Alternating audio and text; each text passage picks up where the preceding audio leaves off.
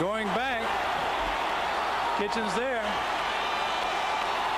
It certainly sounds like Death Valley. Let's listen to it.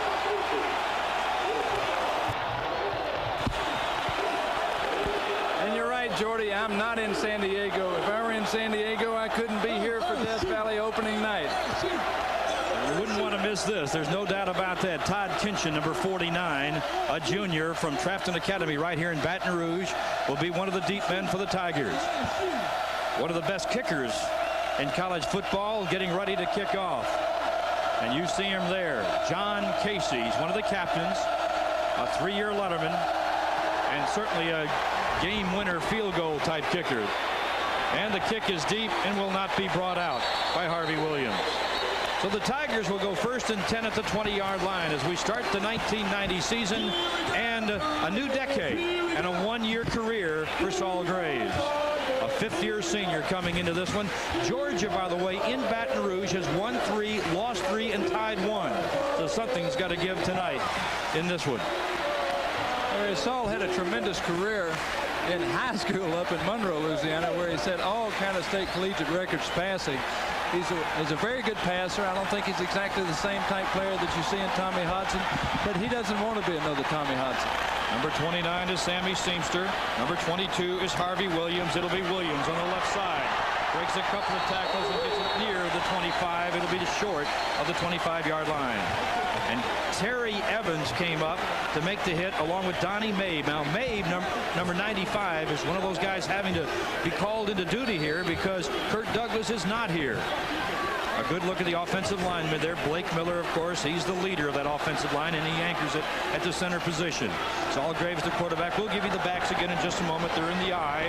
2nd down and just about 6. Seamster straight ahead for a couple of yards. That's about it. They're going straight at the Bulldog defense. They're going straight at the Bulldog defense, but it was on an option play, bringing it to the fullback. Something we've seen very much in the last couple of years. I think you'll see LSU diversifying their offense more, not to just a pro-type drop-back pass, because I think Mike Archer and Ed Zomberger are going to adjust to the personnel that they have. They're going to utilize the best way they can the players they have. You saw the lineup there for the offensive backs and the tight end Bishop. It is 3rd down and 3 in the 27. So movement both on the offense and defense. Who moved first? Who crossed that line? It might have been Andy Martin, the right tackle, who moved a bit early, and that drew the left outside linebacker Mo Lewis off, and that's what they'll step off. 5 yards. Al Ford, the referee. Legal procedure against the Tigers. It'll bring up 3rd and 8. Well, it's exciting to be back in Tiger Stadium for another year, and I'm looking forward to working again with you, Bert. It's going to be fun. It is going to be fun. It's going to be hot tonight. Yeah, 93 degrees game time kickoff temperature. And here's Saul Graves on his first pass of 1990, and it is complete. And it's to Marcus Carter. John Allen and George Wynn combined to make the hit. The first down markers at the 30, and it appears he has gotten that first down, and I mean by just an inch or two. It's going to be hot tonight. Yeah, 93 degrees game time kickoff temperature. And here's Saul Graves on his first pass of 1990, and it is complete. And it's to Marcus Carter. John Allen and George Wynn combined to make the hit. The first down markers at the 30, and it appears he has gotten that first down, and I mean by just an inch or two. The first pass for a quarterback coming in the game is always the toughest, and the first pass for Saul Graves coming in this game certainly had to be the toughest. 3rd and long, had to come up with a first down, keep the drive going, or start a drive, and Carter comes up with a nice catch right on the 30-yard line. That's where you call knowing where the yardsticks are. And he's a redshirt freshman playing in his first game, and that was his first reception. Handoff straight ahead. Oh, nowhere to go. A big hit from Mo Lewis, the senior linebacker from Peachtree, Georgia, and one of the captains as Harvey Williams tried the middle of that line. Lewis is one of the outstanding linebackers in the conference. Mo Lewis fighting off the block there. Harvey Williams meeting him in the hole. Ooh, that's what you call let him look at your numbers and let him have it. It is 2nd down and 10. From the 30-yard line. Looks like he's going to call an audible here, Bert, as he realigned to an eye. And the pitch back to Harvey. Breaks one tackle and gets maybe a couple of yards. Looks like he went out of bounds after a 1-yard gain at the 31. Hargett came up, and so did Terry Evans again. Hargett's another one of their captains, a strong safety, number 25, and Evans an inside linebacker, number 45. And brings up a 3rd and long once again. Wesley Jacob coming in from the sideline, a wide receiver, perhaps with a play on 3rd down and 9 from the 31-yard line. Saul Graves looks like he's really calm. Doesn't look too nervous, but inside I'm sure that it's churned.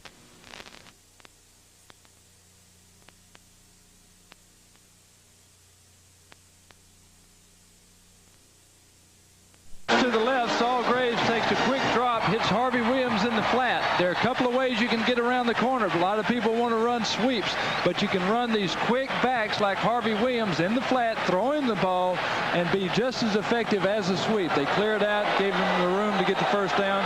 First down, nice play. And his handoff will try to go to the right side again. Not much going there as number 97, Mike Steele, a sophomore defensive tackle from Wichita, Kansas, came up to make the hit on Harvey. You know, Harvey is one of those question marks for this year. We said there's a lot of answers to be answered tonight.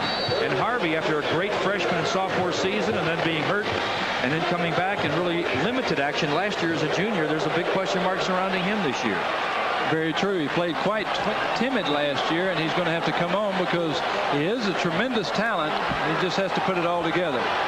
2nd down, 11. A lot of time for Saul. Complete at the 46 of Georgia. Todd Kinchin to the 40. Makes a move to the outside and gets it down inside the 30-yard line. A penalty flag is dropped as Kinchin gets it to the 26-yard line. And the flag is down.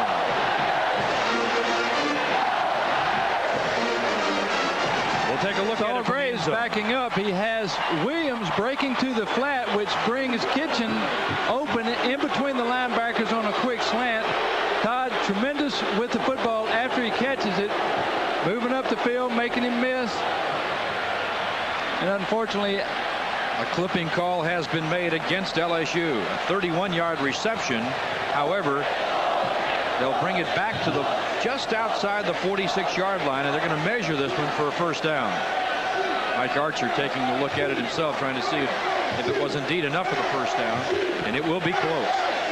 Very close. I think he's got it, but then again, I'm looking through Tiger binoculars. A 15-yard penalty, knocking down a 31-yard pass to about a 16-yard gain.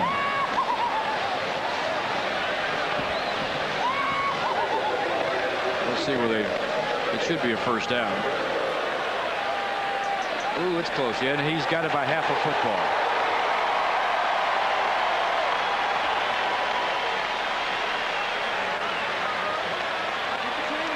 Saul Graves, I believe, probably getting a good feel about his performance thus far, even though it's in the first drive. He's been able to complete 2 nice passes, keep them going. Did Mike Archer show a lot of confidence there by accepting the football, by winning the toss, saying, Saul, I believe in you, let's go get him right away? I want the football all the time. I never did figure out the real good reason to give it away when you win the toss. You want to score first if you can, and that's what I always like to do. Sammy Seamster straight ahead. Bryant Gann on the tackle. Seamster from Minden, Louisiana, is a sophomore, redshirt sophomore, and he is 5'10", 210. He is not being called a fullback this year. Mike Archer says he's going to use tailback and running back. That means he's going to get the ball. That's what it means. Fullback means you block, right? 2nd down and 3. Just inside the Georgia 40 by inches. Jacob is to the left. The pitchback goes to Harvey Williams. He's to the 35 to the 33-yard line. And another Tiger first down. John Allen, the inside linebacker on the left side, came up to make the hit. Well, Harvey was an All-American as a freshman and a sophomore. Harvey's quick to the outside, reading his block, turning it upfield, loses his footing there, might have made that cut. And had he gotten to the inside, they had rolled up on both sides, and there was plenty of room in the middle. He only picked up 200 yards last year in a on-again, off-again kind of a season. 1st and 10, ball at the Georgia 33-yard line. First drive of the game. And a timeout called by Saul Graves. And with 9:39 remaining in this first quarter, it is 1st and 10 for the Tigers, and the ball at the 33-yard line. That play clock was winding down, and he was afraid there might be a penalty. He was almost forced into that timeout. This is the 11th play of the drive. 1st and 10, 33-yard line, straight ahead, inside the 30. Looks like maybe down to the, well, they're going to mark it just inside the 29-yard line. And that's the current drive there with 5:21 consumed, and that was the 12th play you just saw. It's an impressive opening drive here in the ball game, and you want to come away with something, that's for sure. Don't count your chickens before they hatch. Wide out to the left is Jacob. 2 backs in the backfield, and Harvey Williams with the back to the ball. He gets it down to about the 27-yard line. Tackle made again by Terry Evans, who's had an outstanding first quarter already on the defensive side of the football for Georgia.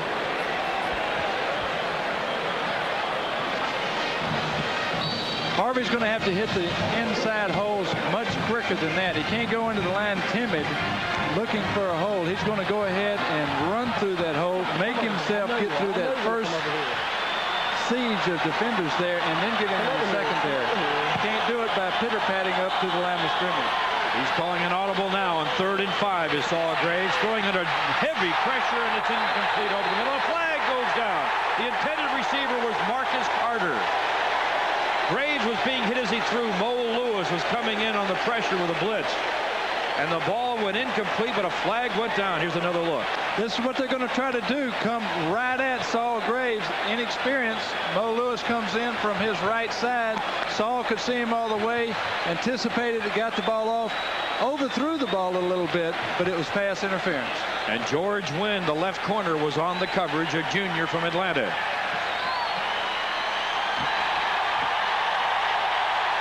The ball will be placed inside the 15-yard line. It'll be 1st and 10 at the Georgia 14. Checking that sideline, Ray Goff looked like he wanted to call a timeout. He was yelling something over there, but no timeout was called. I think he was cheering them on. That's what it may have been. Wesley Jacob is wide to the left. They're going to move Kinchin over to the right side. I formation on 1st and 10. Straight ahead, Singster down near the 10-yard line. The sophomore from Minden. And Norman Cowens makes the tackle, the outside linebacker on the right side.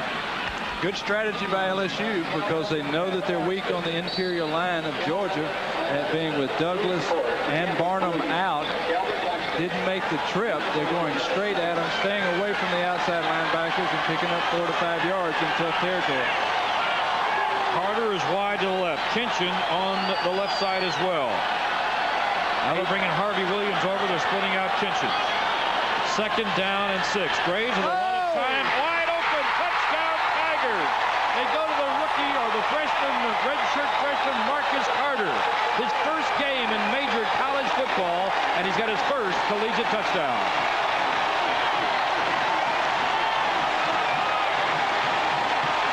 And it's 6-0 LSU. Now the holder here will be Jesse Daigle, number 15. We'll take another look at the touchdown pass. Saul backing up, sees this man-to-man. Carter got him to the inside, just gets it. Touchdown. Good presence of mind, knowing where to go with the ball, patience while he's in the pocket. Good read on Saul Graves' part. The snap. The kick looked like it may have been blocked. It was touched and it was knocked around as Flores tried to get it up and did not. It is 6-0. And we'll be taking a local break here with 7:34 remaining. First quarter, LSU leading at 6-0 in Tiger Stadium. We'll be back after this local. Extremely well, 4 for 4, getting it in. But I hate to miss an extra point. Anytime you miss an extra point, it always seems to haunt you down the line. And it's been so long since we've missed an extra point at LSU, you just take it for granted. David Browndyke never did. That's true. Here's the kick now to Georgia. It'll be taken in at about the 12-yard line, weaving his way to the 25 to 30. And out near about the 33-yard line, a 20-yard return as McCoy took that kickoff and ran it up straight ahead. It is 1st and 10 for Georgia. The tackle made by Reggie Walker, number 56. Now we'll see this defense that has 3 redshirt freshmen starting for LSU. There's a good look at the lineup there as you see the Georgia offense. Their quarterback is considered the passing quarterback, Preston Jones.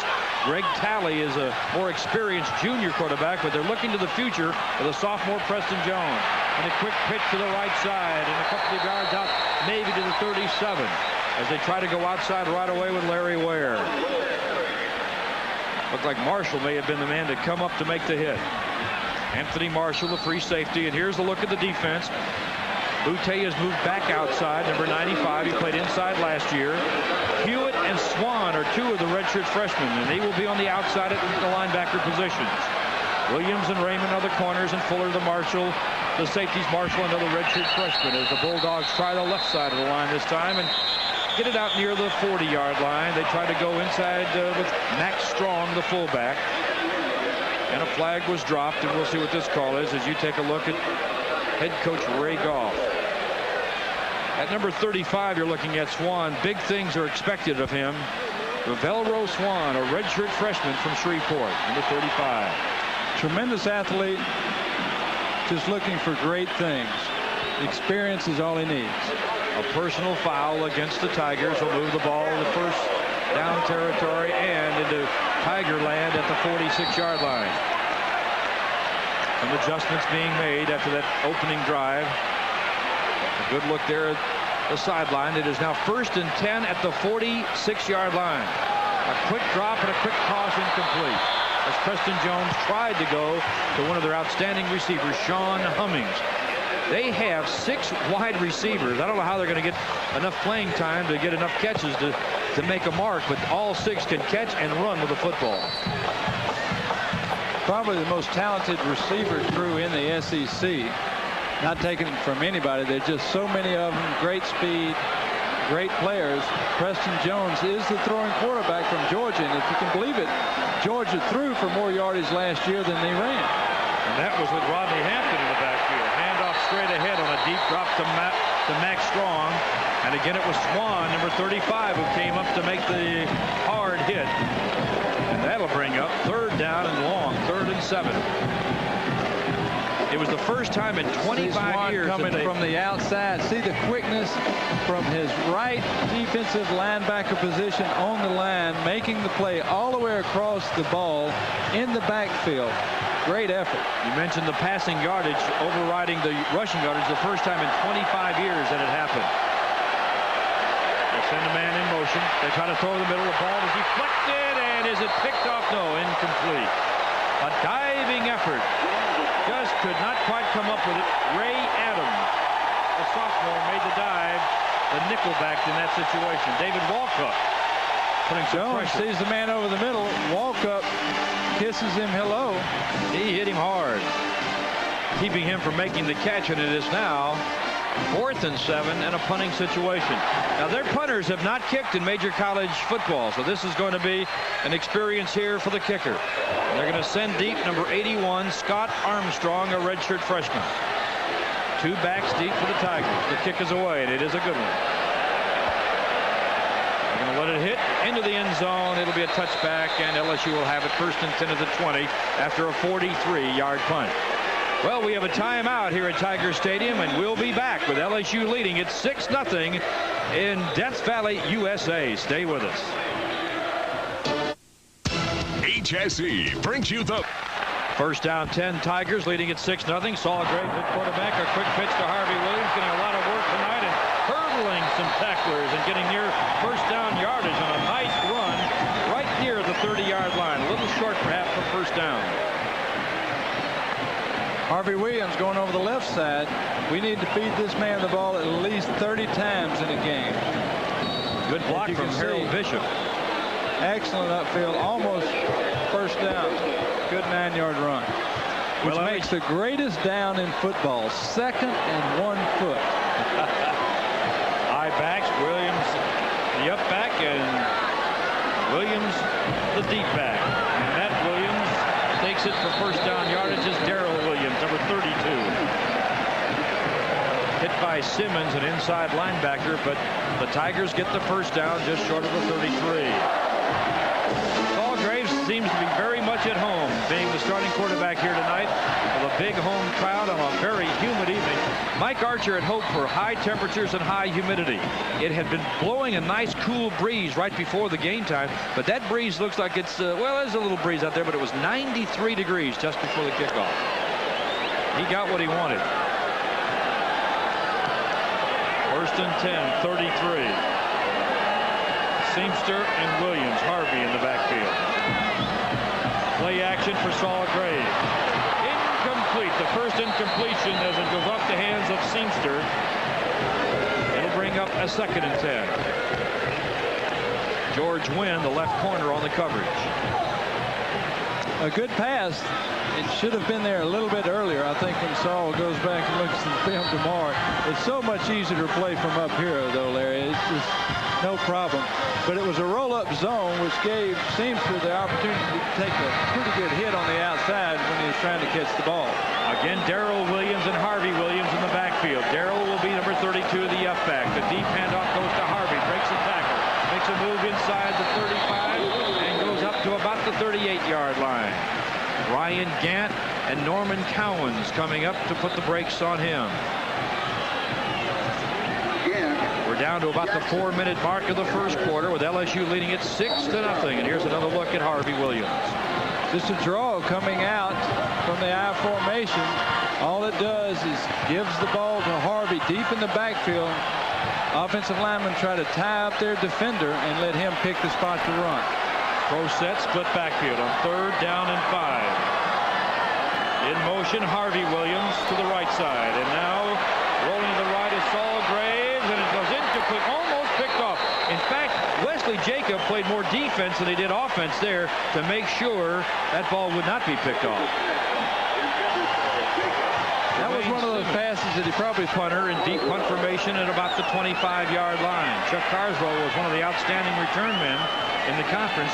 He was injured on the last scrimmage of spring practice, so sat out last year. A good snap back and a low kick. It'll be fielded on a fair catch at the 27, and a flag goes down. He may have been bumped. Gordy Rush was down there, number 31. We'll see what this call is. A 34-yard punt. There's really no return, but now the penalty will come into play here.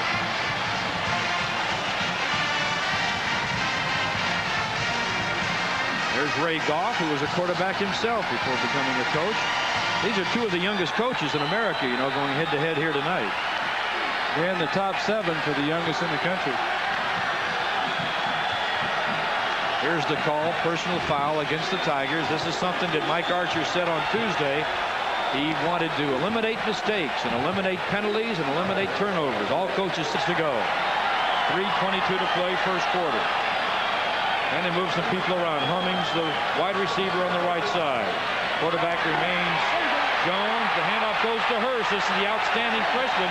Many have said that he reminds them of a young Herschel Walker, and that was his first carry in college football, and he gets about 3 up to the 45-yard line. I think anybody that goes to Georgia, they say, is a young Herschel Walker because he was so good. But I think Hurst is a good bit smaller. He's more of a scat type back than a power back. Harvey, who's a freshman behind him, who's a tremendous ball player, and we'll probably see him, is more of the Herschel Walker power runner. 2nd down and 7. Quick toss behind the line of scrimmage is complete.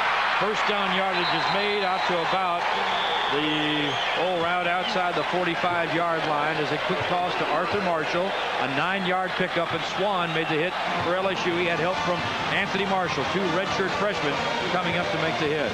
He's one of the great receivers they have, Marshall.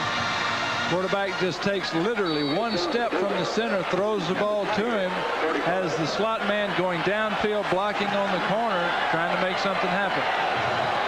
Georgia has won 75% of their openers in college football. That's not bad. On first down, a deep drop this time and a deep toss. It is caught and out of bounds inside the 15 by Sean Hummings, a senior wide receiver, and a 31-yard gain. Just a fine play here. Jones gets back. Corner.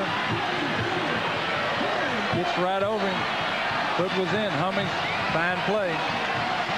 At the 14-yard line, it is first down 10 Bulldogs. A wide out to the left is Damon Evans. In motion, Marshall. Handoff straight ahead, and not much. Maybe two, as Alfonso Ellis carried the ball straight ahead.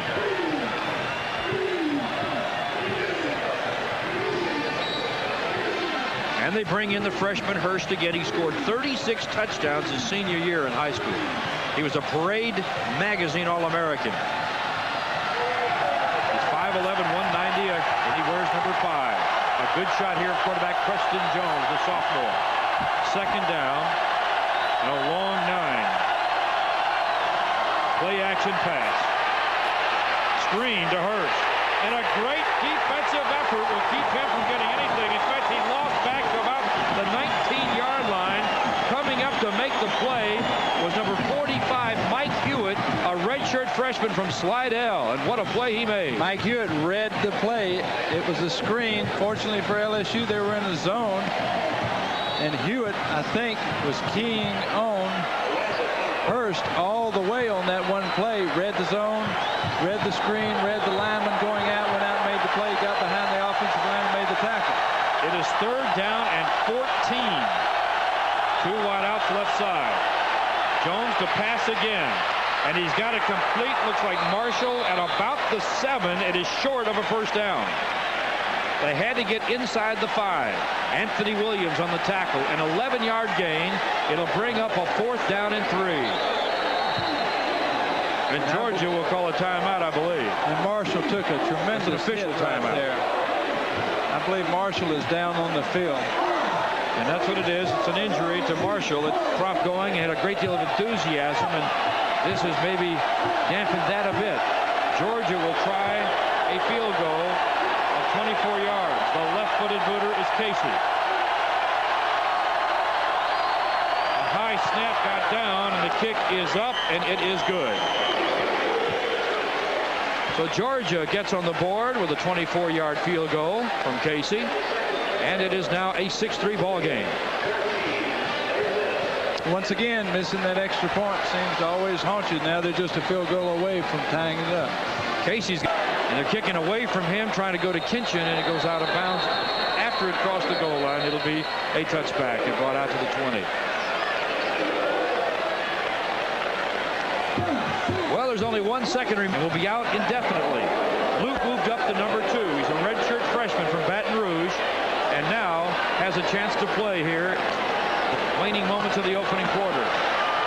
Nice run for Sammy Seamsters. He gets across the 26 to the 27-yard line, and that will do it. We've reached the end of the first quarter here in Tiger Stadium in Death Valley, USA. We'll take a break, and we'll be back with LSU leading Georgia 113-60 after the first quarter. And LSU has been very balanced, 56 on the ground and 57 yards by passing. And they're in a good situation. They just made a good first down play, picked up 7 yards, takes the pressure off the second down play. You always want to be able to get 4 to 5 yards on your first down, which makes your offense a whole lot easier from there on out. And the backfield now looks like Calvin Wyndham as the deep back. The pitch out goes to Calvin. Penalty flag is down.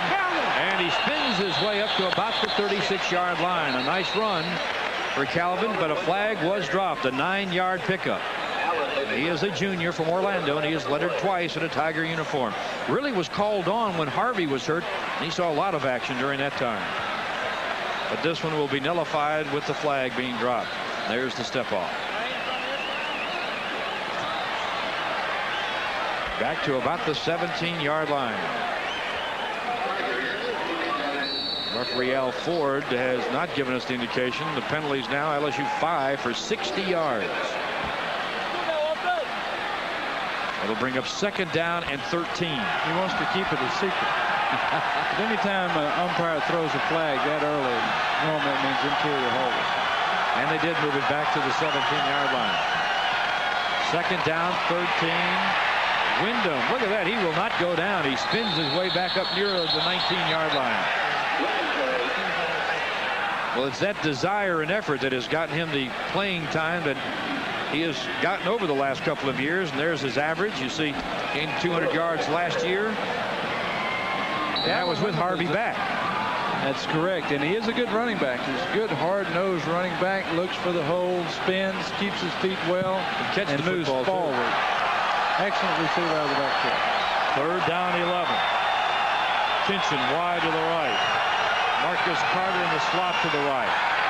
Play action roll out for Chad Luke, and it's complete out to the 33-yard line as Todd Tinchin makes the catch. Greg LaFleur, a former tight end for the Tigers, addressed the quarterback club in New Orleans this week, and he said that Tinchin reminds him of Pat Tilley. He has never seen him drop a pass. And Tilley, when he played pro ball with LaFleur, he said he never saw him drop one in practice or a game. And there's a good example there.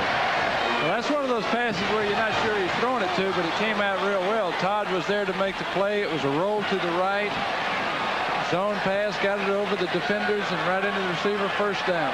On a 3rd 11 play, it's a 1st down for the Tigers at the 34-yard line. Oh, another mistake. Tinchin this time perhaps a bit anxious to get off that line of scrimmage, jumped early. If coaches didn't fear for injuries, I think that it would be a great idea to have a 4-quarter game played, but bring in like 2 other or 3 other schools and play like a jamboree type thing for college football. Maybe play only a half, but have 4 schools come in for a preseason type shakedown like the pros do. Of course, the pros have too long of a preseason, I think. Well, I'm not sure it's a good idea. I think they get enough playing time. I think it would take away from the actual dynamics of the opening game of the year. And tonight, that's for sure. 1st down, 15 now. Blitz is on. And look at this. Sammy Seamster weaving his way out to about the 33-yard line. Dwayne Simmons, along with George Wynn, making the hit on Sammy Seamster. Seamster setting up. It's a blitz. Tough play running a draw against a blitz, but Seamster made him miss. Moves it up the field for a short gain. They marked it down at the 32-yard line, just outside the 32. And it is now 2nd down and 11.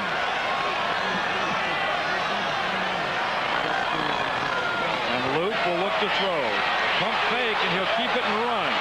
But he won't get much. And a flag has gone down, a pair of flags. As Luke went down, he was hit after he was down, and this should be against the Bulldogs. Same play as he hit Kitchen on to the right. He's rolling to the left. Actually had an opportunity had it not been for the man in his face. Clearly down when he was hit late. By John Allen, who is a junior from Lindale, Georgia. He got Mo Lewis to jump up, the outstanding linebacker, number 57, and he was able to get around him with that fake punt. 1st and 10 Tigers inside the 12-minute mark of the 1st half. 6-3 LSU. Ball near midfield at the 48. Looks like he may be checking off here at the line of scrimmage. Out of the eye, Calvin Wyndham. Not much room, but he finds a way to get across midfield into Georgia territory at the 49. Simmons. He's a real Tiger fan. Got those suspenders, doesn't he? Well, they're in Bulldog territory now with a 2nd down and about 6. It looked kind of ugly, but they made 4 yards.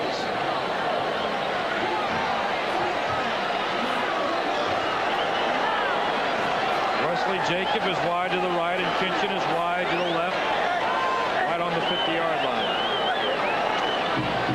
Luke pitching out Wyndham.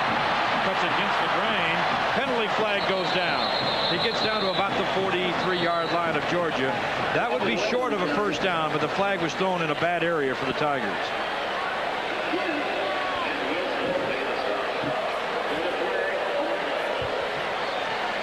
Mike Archer seeing what the situation will call for here, and here's the word from Al Ford, the referee. Holding is the call. Well, when you saw the flag go down in that spot, it looked like it might be that situation. Now, number 1, Marcus Carter, will bring in the play from the sideline for Mike Archer. Ray Goff pacing the sideline. Coaching will make a young man old in a hurry, won't it? And here comes Harvey Williams back in the game. Harvey's coming in a bit late. They're sending Kinchin wide to the outside and Wyndham off the field. 2nd and 13. A deep drop on a play action. Screen goes to Harvey Williams. He's got some room at the 50, but he spun around at the 45 and out of bounds on the sideline. A 10-yard pickup and darn near a big gainer. Chris Wilson had come up to make the play. And he had some help from Dwayne Simmons, at least in the vicinity. Luke drops back. Play action screen. Harvey Williams gets out. Literally outruns all of his blockers because there's so much open field. Had he made that man miss, he would have had an opportunity for some real good yards. Tigers at the Georgia 45-yard line, 3rd down and 3. Harvey Williams will line up in a slot to the right. 1 back in the backfield. And that will be Darrell Williams. He can't hear. He wanted to step up and get the snap count. Now Luke, straight drop back. Complete to Kinchin at the 35 to the 30-yard line, and it's a Tiger first down at the 29-yard line of Georgia. Chuck Carswell makes the hit, and a 16-yard pickup. Nice play on this. Luke drops back. Lewis coming in on the blitz. Kinchin just breaks a quick out at about 8 yards, moves upfield. After a change of set, he was in tight, brought him out to the outside, which really kind of put him out there isolated 1-on-1 with not much time for the defense to adjust. 1st and 10 at the Georgia 29-yard line. Again, it looks like Luke may be checking off with an audible. Carter wide to the right. Pitch out Harvey Williams. Gets a good block and gets it inside the 20 to the 19-yard line, and credit Darrell Williams with a big block at the line of scrimmage. A 10-yard pickup.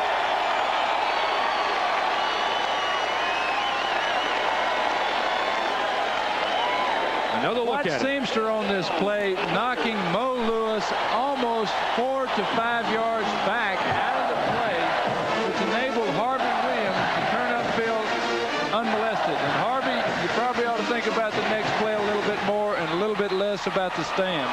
A little more team play is what the team needs. 1st and 10 at the 19-yard line. Tyke Tolbert is checked in as a wide out to the left, and it may have been too much time. Nope, it wasn't too much time. They had 5 seconds. Raymond Smoot had moved, and that may have been the call, and that's what it will be. Tyke Tolbert is checked in. We should mention that. He's a senior, number 84 from Conroe, Texas. Carter checks in, as you see, with a play as he gives that to Luke. That's one problem about changing personnel around, especially in a place like Tiger Stadium. Every quarterback has a little bit different cadence. And when you move from one quarterback to another, you're going to have these problems like that, especially when you can't hear well. 1st and 15 at the 24-yard line. 6-3, LSU leading Georgia. We're in the 2nd quarter. Harvey Williams finds a hole, breaks it open, spins his way down to the 7-yard line. That was good blocking and good running. A 17-yard pickup. Earlier we said we need Harvey Williams to hit the line quick. Watch him. He goes straight through the line of scrimmage, breaks that initial surge, turns it into the defensive secondary, and makes a fine play. Potential face mask there, but doesn't look as if it were seen. It is now 1st and goal at the 7. Wesley Jacob goes wide to the right. Kinchin is to the left. The pitch out to Harvey Williams. Ball pops loose and went up in the air, and it's down at the goal line. The ball is loose, and Georgia may have recovered it. A big pileup down there. Brian Gant of Georgia, I believe, came up with it. A fumble with the ball at the 3 went up into the air, and it bounces on the turf at the 1, inside the 1 near the goal line. Watch it. If you cannot make a mistake on any place of the field. It's right here, going in to score or coming out of your own goal line area. Harvey Williams needs to hold on to the ball on that. Dwayne Simmons made the hit, I believe, and it was number 88, Bryant Gant, who recovered the football. Now they're trying to bring it out to the 20. They're bringing it out to the 15-yard line. I thought that ball, illegal procedure. They brought it out to the 20. I'm telling you, I thought that ball was right at the foot line. I did not think that ball was in the end zone. Well, it doesn't make a whole lot of difference now. They think it was in the end zone, so here they come. And that's where it'll be, at the 15, where it is 1st and 15. The pitch out to Larry Ware, and he's hit right away by Darryl McCarvey. Number 25, who's a sophomore, backup strong safety. That'll bring up 2nd down, and I believe still 15. He got nothing. Darryl McCorvey coming over here from the strong safety position. Ooh, he played off a block. Played off the block and made the tackle. Excellent play by him. Good job, Darryl. It is 6-3 LSU in Tiger Stadium. 8 minutes remain in the first half. 2nd down, 15, Georgia. 2 wide out to the right side. Straight drop back. He dumps it off to the 20, the 25, or about the 27-yard line as he goes to Max Strong, the fullback. A 12-yard pickup. Sometimes you wonder how these things can happen. The first thing you say coming out of the huddle on a 2nd and 14 is watch the screen, watch the draw. And that's what just happened there. A good screen play. They got blockers in front and moved it up the field. And they get out of the hole a bit, but it is still 3rd down and 3, and the ball at the 27. They send a man in motion. That is Hastings. A pass to the 30, which is near 1st down yardage, and he gets it with a spin, and it is Andre Hastings, a true freshman, who makes his first catch in college football and picks up a mighty big 1st down. 7 yards on the game. Rather unusual play for Georgia on 3rd and 2.5 to sprint out and throw the ball. You know, I talked with their offensive line coach just before the game, Joe Hollis, and he told me that look for a pass on 3rd and 3 or whatever. We don't run it like we used to. We do throw the ball. We try to mix it up. I didn't know whether he was just telling me that, but now we see he meant it. 1st and 10. Ball at the 34-yard line. And Strong again with a strong run to about the 38. And the hit by David Walkup, who we saw make some big plays last year as a freshman. From the Woodlands, Texas, a sophomore. And he lettered last year, number 85. The ball at the 38, bringing up 2nd down and 6. They bring a very tall and rangy receiver, Evans, to the right side. He's 6'3", 185. And he gets the football across midfield with a 1st down in Tiger territory at the 48. A 14-yard pickup. Evans on the outside of the slot uses the inside man kind of as a decoy. Gets us right behind the linebacker up the field. Just a 3-step drop, throw the ball.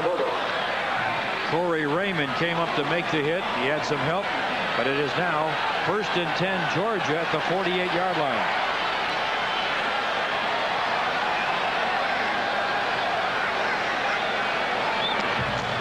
Deep handoff to the freshman Hurst, a true freshman who dived down near the 45-yard line.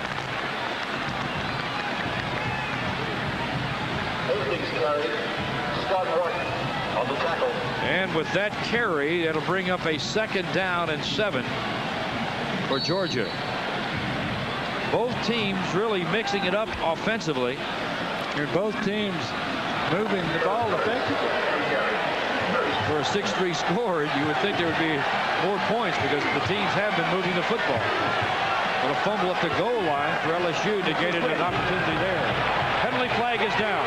Scrambling quarterback Jones will dive to about the 41-yard line.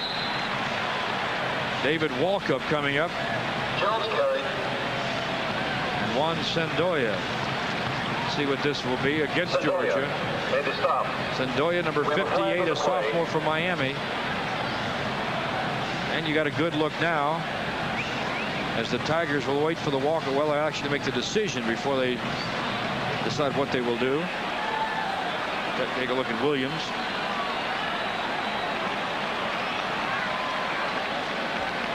It is a legal procedure to call, but they will put the ball now just inside the Tigers side of the 50-yard line. It'll bring up 2nd and 12 inside the 6-minute mark. First half action, Tiger Stadium. Opening game for both clubs. The first time they have played each other in an opening game. The pass is broken up at the 35-yard line as Ray Adams came up to separate that football from Sean Hummings. Ray Adams did a fine job on that, making up for that corner play on the other side of the field when he let the receiver get behind him. Adams beat the receiver to the inside there and knocked the play down. Another look at it from the screen. Watch Adams close in on the ball. Ball's a little bit behind him, but he comes in there and makes the play. Good job, Raphael Adams. 3rd down and 12 at midfield for Georgia. Hastings in motion. Straight drop back, nothing fancy. Straight over the middle. It is intercepted by Corey Raymond of LSU. He goes out of bounds at the 22-yard line, but the junior from New Iberia forces the first turnover of 1990 for the LSU defense.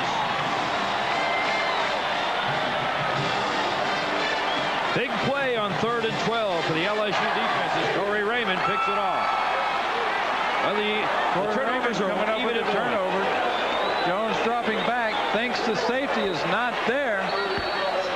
Just lobs it over the receiver. Corey is right there, as if he threw the ball to him. Well, the Tigers will now have it. First down, 10, and the ball at the 22-yard line. I formation. Wideouts left and right. 5:30 to play in the first half. The quarterback is Saul Graves, and the running back is Calvin Wyndham.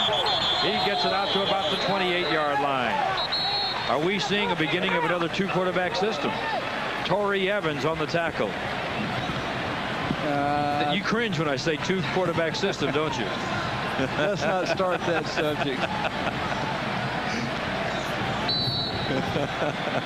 I think Mike Archer certainly wants to have more than one quarterback with experience at all times. Well, that's important when you have a 5th-year senior as your starter. Yes, that's a lot of difference between a true 2-quarterback system. Almost a fumble on the exchange, snap, but Graves was able to handle it and finally get the handoff off, and the ball gets up to, well, they get it up to about the 30-yard line. That was very fortunate that ball didn't come loose. Quick hands for Saul Graves, perhaps saving that one. And Wesley Jacob will check in from the sideline with a play on a 3rd and 2 at the 30-yard line. Good look at the offensive line as they break the huddle.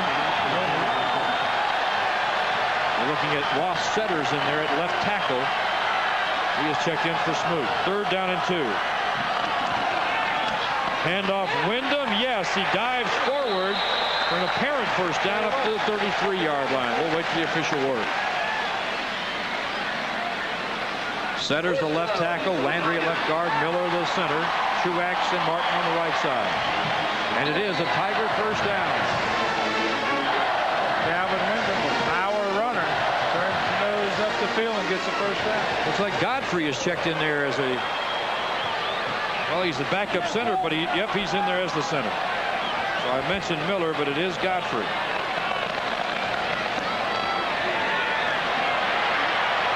Graves throwing complete, and he got it out to Marcus Carter. Mowai is in there as well. 15-yard pickup. Mowai at left guard. So they're playing a lot of people in the interior line as well as the backfield. Well, like we said, there are not a lot of experienced players out there. Saul dropping back, same zone pass. You'll see a man out in the flat.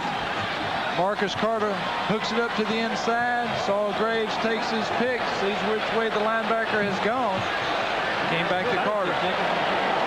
1st and 10, less than 4 minutes to go in the half. Ball at the 47-yard line. Quick pitch, Wyndham, right side. And out of bounds at midfield. And he picks up a quick three as Torrey Evans from Atlanta, a sophomore, bumped him out of bounds. Wind is a factor. 3:44 to play. First half action. Ball right at midfield, 2nd and 7. Seamster and Wyndham in the backfield. This is Wyndham. Not much.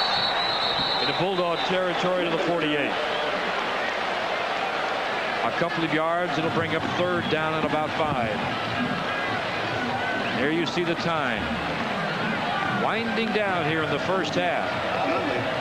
You predicted a low-scoring game. It has been that in the first half, yet both offenses have been very good. Both offenses have been able to move the ball up and down the field. Harvey Williams making the fumble on the goal line down here. Came away with a missed opportunity there. Besides that, they've been marching up and down in between the 20s. And the Tigers got an interception to stop the Georgia drive. Here it is, 3rd and 5. Jacob in motion. Graves having to avoid a tackler and cannot do it.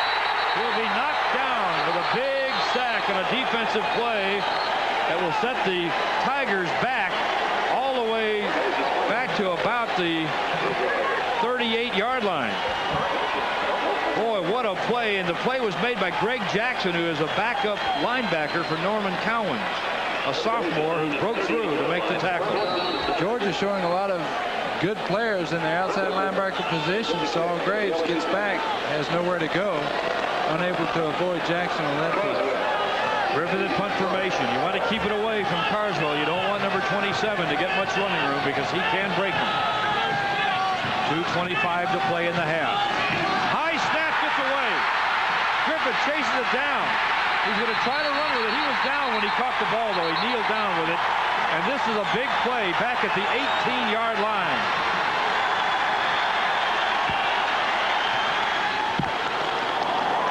A loss of 20 yards. All the way back to the 18-yard line.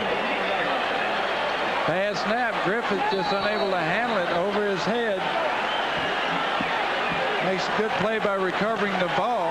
Mulway is normally the snapper on the long snaps. And now Georgia with a big opportunity in 2:14 to play. Has it at the Tiger 18.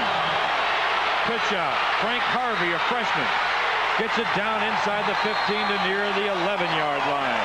He's from Dawson, Georgia, a true freshman, a 220-pound running back. His first carry in college football, and he'll go to the sideline. He got it to the 11, a 7-yard pickup. It is now 2nd and 3 for Georgia. And the thing that Mike Archer wanted most not to happen has begun to happen there. Last year, the special teams were not real good.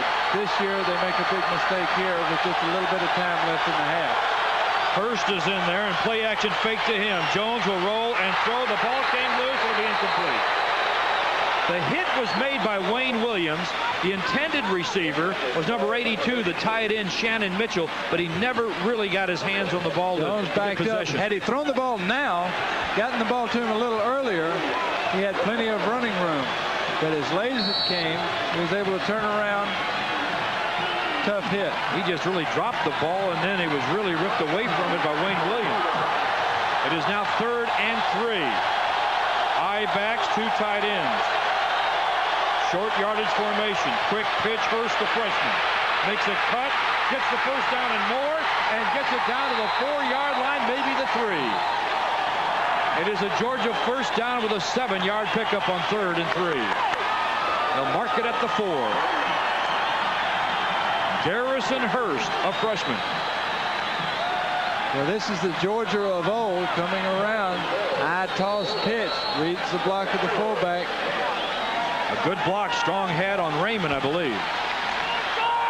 And he gets it to the 4-yard line where Reggie Walker finally made the tackle. 1st and goal, Georgia at the 4. Maxwell in motion. Pitch out Hurst. Nowhere to go. Line of scrimmage, and that's it. Big hit, a big tackle. Coming up was Mike Hewitt with that hit. He's a redshirt freshman, introducing himself to a true freshman. Mike Hewitt, outside linebacker, coming into the screen now. Plays off the block. makes a play, and look at the ball. Ooh, that ball was bouncing loose. off. That ball was loose. It came down. Where's the replay in college football? It's where it should be. Non-existent. Down and goal at the Tiger 4. Quarterback Jones sends Hummings in motion. Rolls left looking for Hummings. Has him, and it's a touchdown, Georgia. And the Bulldogs take the lead with 48 seconds remaining in the first half. Nothing fancy, a 4-yard toss from Jones to Hummings. Corey Raymond coming into your screen has got to keep up with him. He came in motion. He's man-to-man all the way across the field. Just unable to do it. Good timing on Hummings and Jones' part, getting across the field, blocking out Corey. Well, the high snap and the mistake has now put 7 on the boards for Georgia with a PAT from John Casey. And it is now a 10-6 ball game, a 4-point lead for Georgia as they get the lead for the first time. So now you're the strong safety here, you can tell, or maybe a free safety as you look at it. Corey Raymond coming around, hesitated at the line, thinking that he may not have to go all the way outside. But Hummings was there all the way. Well, actually, that was the other end zone. That would be what the quarterback was looking at, and it is now a 10-6 ball game. Georgia with a 4-point lead, 48 seconds remain in the first half. Now at halftime, we've got a lot of interesting features and comments. Jordy Hultberg and Mickey Guidry. But it is gorgeous. The opening game of 1990 and the SEC opener for both. Slip Watkins is deep. And Harvey Williams. Harvey Williams on the near side as Casey prepares to kick off. Here's a note. Under Goff, Georgia has been a 4-2 team when the Bulldogs have scored 20 or more points. They've scored 10 here. Larry Matson along with Burt Jones. And we'll see Saul Graves trot out to be the quarterback here in the waning moments of the first half. We'll check the offensive lineup for you. Harvey Williams, the deep back. Pinchett is to the left. Jacobs is to the right. And a handoff goes to Harvey Williams.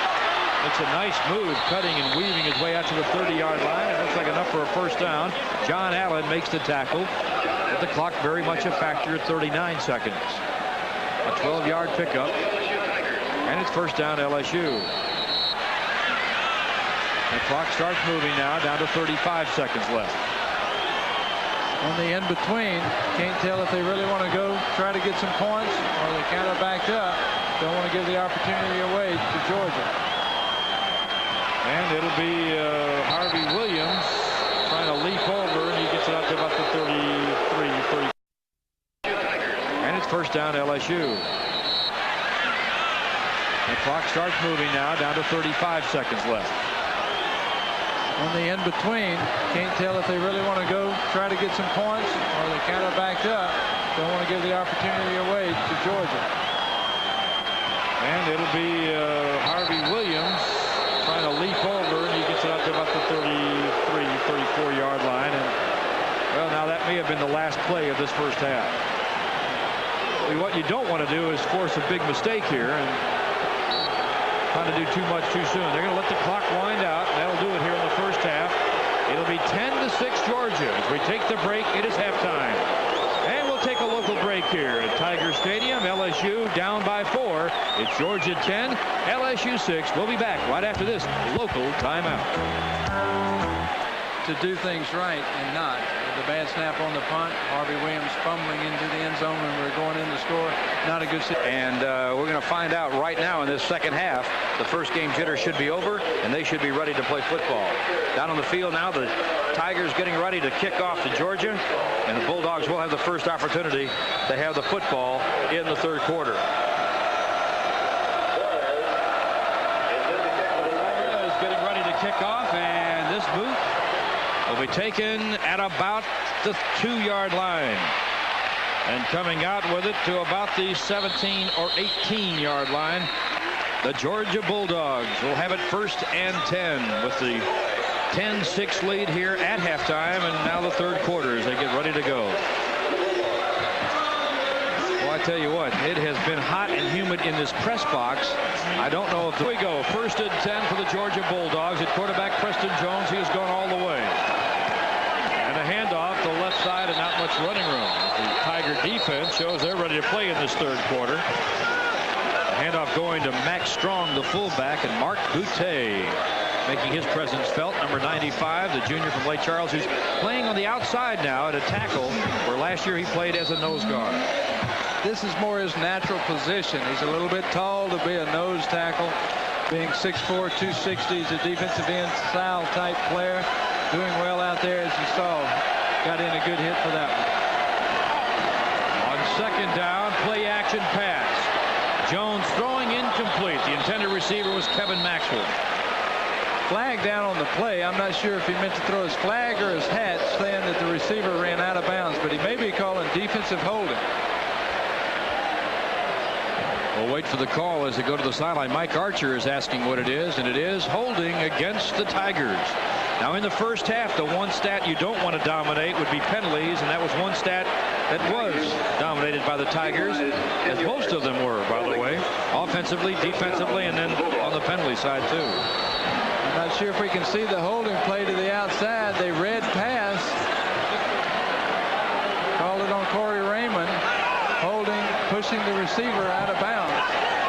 1st and 10, ball at the 32-yard line. Georgia with the football and a 4-point lead. Deep handoff to Larry Ware, and he is smothered under near the line of scrimmage. Ware is a junior from Montgomery, Alabama. Went to Robert E. Lee High School, and he had nowhere to go as Swan came up to make the hit. Velro Swan. You'll be hearing that name quite a bit in the future and this year. Redshirt freshman from Shreveport. Mike Archer chews that gum, doesn't he? 90 miles a minute. Intense. He is intense.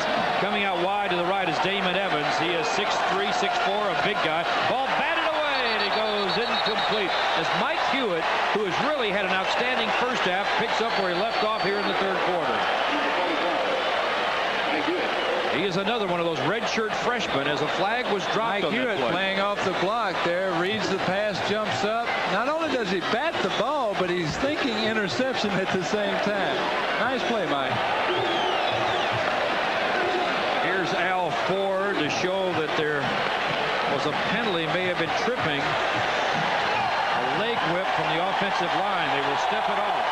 Back to about the 18-yard line. The Tigers asking the fans to get into it. You don't have to do much encouragement here in Tiger Stadium. The fans will get into it. It is 10-6 Georgia. Bulldogs faced with a 3rd down and a long yardage at the 18. They've got to get all the way up to the 42-yard line. I'll make it 2nd down because it is the penalty. And here's a good defensive effort again from Mark Boutte. Yes, sir. That man right there with another big play as he's starting to take command of this 3rd quarter for the Tiger defense. Boutte is coming out here. Shows excellent speed, fighting off the blocker and running down Jones, who's not noted for his scrambling ability so much as he is for his passing ability, but he's a pretty mobile quarterback. Mark Boutte from Lake Charles. Now it is a 3rd and 25. 25 yards to go for a 1st down. Strong is the only back behind Jones, and he'll get the ball, and he won't get much else. Coming up again is Swan, number 35. He had some help in that inside. Walkup was there. Walkup and Swan making the hit. 35 and 85, and it's 4th and a long way. Well played by Swan. Good instincts on the field, finding the ball and going to it. There's a high snap, but the punt is away. Fair catch being called for and taken by Kinchin at near midfield, the 48-yard line. As Scott Armstrong booms a 33-yarder, not much of a boom. We're going to take a break here with 12 minutes to play in the 3rd quarter. Georgia leads LSU. Seamster and Williams behind Graves as he goes to throw on 1st down, and this one is deflected, and no, he's out of bounds, incomplete. I believe he came up with it. The tight end, Harold Bishop, made the catch after the deflection, but he was just out of bounds. Saul Graves did a good job avoiding the rush there. Drops back play takes a little more time than what he was anticipating. Feels the rush there, gets the ball up. Had it been just a hair higher, would have been a completion. Well, the rush was by Cowens, 59. The deflection was by Lewis, 57. And those are the two outstanding outside linebackers we talked about at the top of the show. Second down 10 at the 48-yard line. Handoff. Harvey Williams with 73 yards at halftime. He just gets inside the 50-yard line. Donnie Mabe makes the hit. Now, he's a backup nose guard, but he's playing for Kirk Douglas, who's academically ineligible for this game, and his status unknown, along with Casey Barnum and George Brewer, three of the guys in the interior of the Georgia defense not making the trip. LSU came out, did exactly what they had to do on defense, stop them, make them punt, give the offense good field position. Now it's 3rd and 7. LSU offense has to respond equally as well as the defense and come up with a first down. 3rd and 7. They've got to get it to the 42-yard line. Jacob in motion. Defense may have moved. I don't see a flag. There goes the flag. And there goes Kinchin. But short of a first down. The flag may have caused some problems. We'll see what it is. Mo Lewis makes the tackle, and it looks like it will be against Georgia. It's going to cause a problem for Georgia because now it's going to afford LSU another opportunity to make a first down. Instead of 3rd and 7, now it's going to be 3rd and 2. The Tigers a little out of sync on that play when the flag went down. I think they felt maybe the whistle might blow before the snap, and it didn't, and they didn't quite carry out the play, but hey, they're going to get the 5 yards. And as you mentioned now, Bert, it'll be 3rd and short yardage, 3rd and 2. Carter comes in with a play from the sideline. That was Marcus Carter, number 1. Kinchin goes wide out to the right. Carter wide out to the left. 3rd down 2. Inside the 45. It's a long 2. Williams, yes. Down to the 41. It looks like he got the first down if they mark his forward progress. And it looks like they will. Mike Steele makes the tackle, number 97. From Wichita, Kansas, a sophomore. They won't even have to measure. It's a first down for the Tigers. Harvey is edging toward that 100-yard mark with 73 in the first. He's got 79 now in the game. 73 in the first half, 6 more here in the third quarter. That would be half the number of yards he made all last year. Of course, he was injury-plagued last year. And off straight ahead, and Seamster breaks it through to the 30-yard line of Georgia. And another Tiger first down. 11 yards straight ahead. LSU started out early in the game going right at the heart of this defense, knowing that they have a nose tackle, a defensive end out, and Seamster goes right up the middle. Quick dive play, reads the block at the center, and moves on up for an 11-yard gain. And he's got 36 on 7 carries. 1st and 10. 31-yard line. Graves may be checking off. Harvey Williams in a slot. Graves to throw and will. Kinchin, who's down at the 21-yard line. Unfortunately, he had a chance to run with that football, but slipped. It's going to be close to a first down. Saul Graves dropping back, finds Kinchin on the sideline. This field is in such good condition. I can't tell. The grass is great, but either the ground under the grass is a little hard or a little soft. It looks as if it's hard, and Kinchin's cleats are not digging down into it. They're just sliding and bouncing on top of it. He had an opportunity to make something big out of that, but he did get the first down. 20-yard line, officially the 21, and now Saul Graves will call a timeout. Did not like the alignment the defense was showing him for the play that had been called. So we'll go to another break here, and with 9:13 to play, it is 10-6 Georgia, and moving the ball. Good shot of the huddle as Saul Graves brings him up to the line. Eye back, Seamster the up back, Harvey Williams the deep back. On the left side is the tight end Bishop, and 2 wideouts to the right. They've really mixed up the alignments tonight. Deep handoff, Harvey Williams trying to knife his way through, gets it down to about the 16-yard line. Looked like he might get through. Mike Steele was the first to get a shoulder on him, and then coming up to finish him off was David Hargett. Norman Cowens was there as well, that linebacker we talked so much about. Jacob checks out to the sideline, and number 1 has brought the play in. Marcus Carter, he'll go wide to the left. Kinchin is wide to the right. Good end zone shot of an I formation, and Seamster straight ahead nowhere. Got to the 15, maybe a yard, and it'll be 3rd and 4. Mike Steele again with the tackle. He's a sophomore. They've got freshmen and sophomores in that interior defense because of the 3 players not eligible and not making the trip for tonight's game. Now, they may be ruled eligible later, but there was some question, so they could not bring them on this trip. But in a week, they may be ready to play. Well, George is on a quarter system, not a semester system, and they're not in school for another 2 weeks. Wideouts are left and right. 3rd down and 4. A big play here. Graves gets hit as he throws to the end zone. Touchdown! Yes, a flag goes down. Kinchin held on, and there is a flag down in the end zone. But it appears to be a 15-yard touchdown with Saul Graves under heavy pressure. Al Jackson was on the coverage, number 2. David Hargett was the guy blitzing from the strong safety that put pressure on Saul Graves. How about that? Saul Graves showing patience, experience, even though he hasn't played. Didn't exactly see the blitz coming, but he got the ball up so Todd can make the play on the ball. Interference, yet Todd comes up with the touchdown anyway. A 15-yard touchdown. Kinchin has caught 5 for 83 yards now, and that score. And that gives the Tigers a 2-point lead at 12-10. Now look how they're lining up here. Now they're going to shift over. Trying to get the defense confused. They almost confused the broadcasters. A redshirt freshman will snap. No way.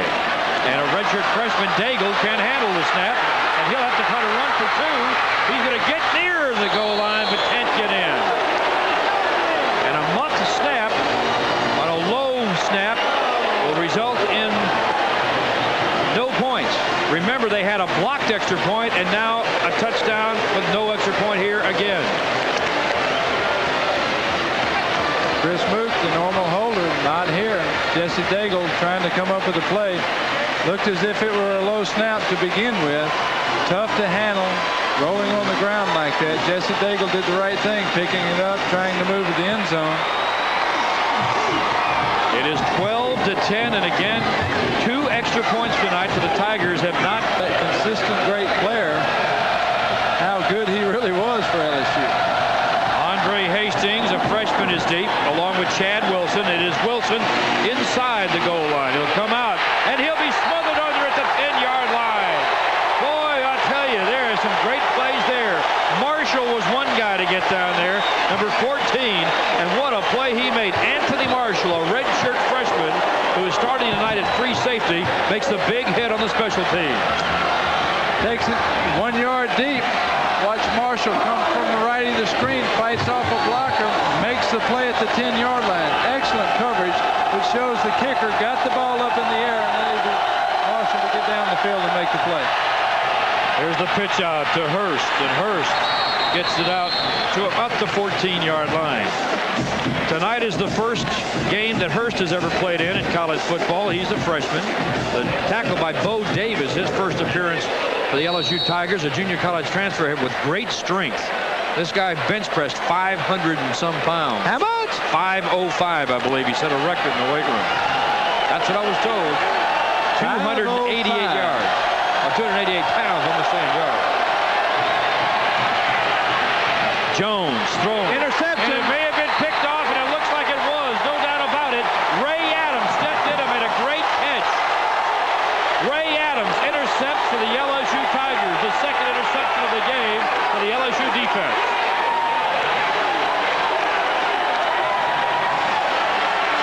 This one takes place at the 24-yard line of Georgia. One stopped the drive. That was Raymond's in the second period.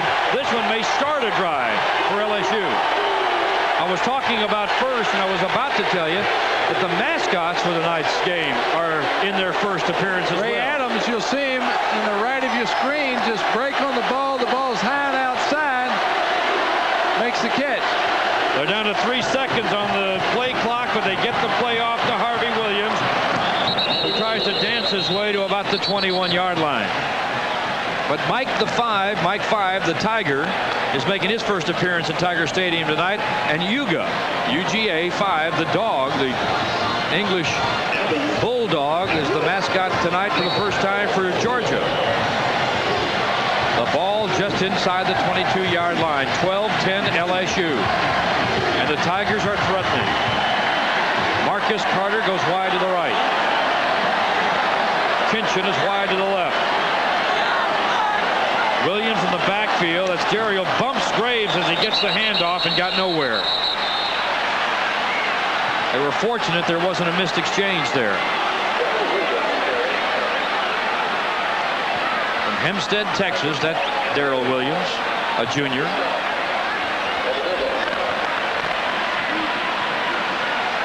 It is now 3rd down and 8 for LSU. It was the 3rd and 4 play that Graves found Kinchin for a 15-yard touchdown.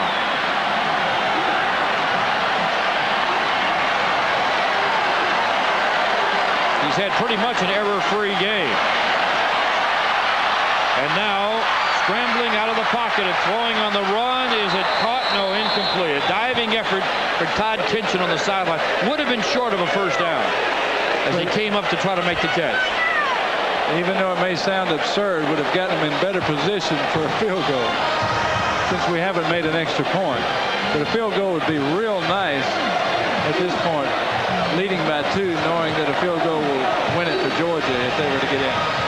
They will try the field goal now. Keep in mind that Daigle will be the holder.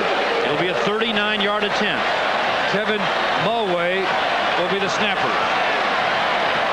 I believe that may be Godfrey in there right now. I'm checking it. It is Godfrey. The kick is up, and it is good.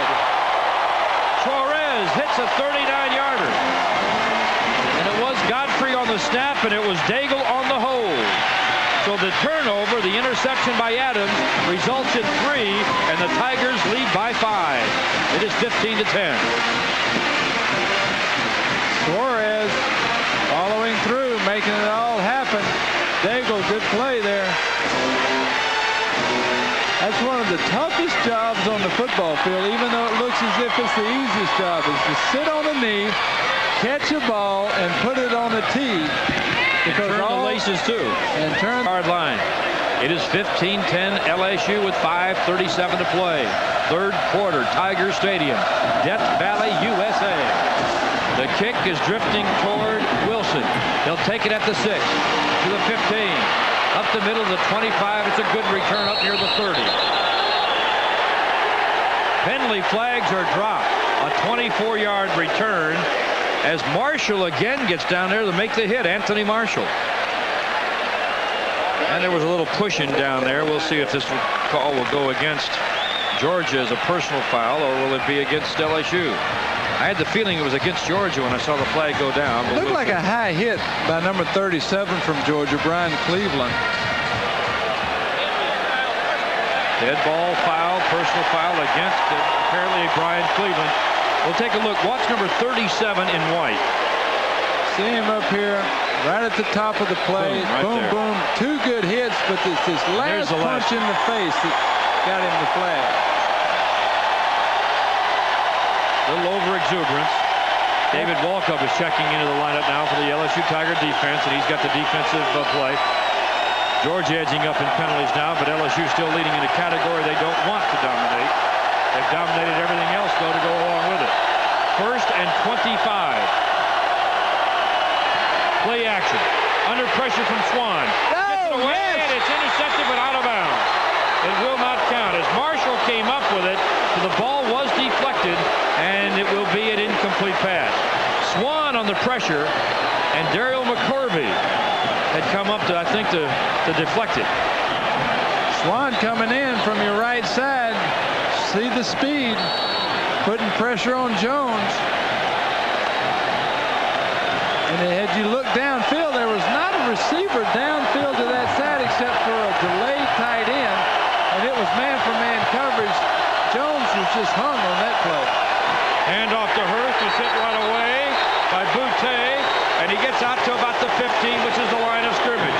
Art Boutte really penetrated that time and hit him almost about the time he got the football. That'll bring up 3rd and 25. Mark Boutte came in well on that. Got good penetration, made the good hit, knocked it back down.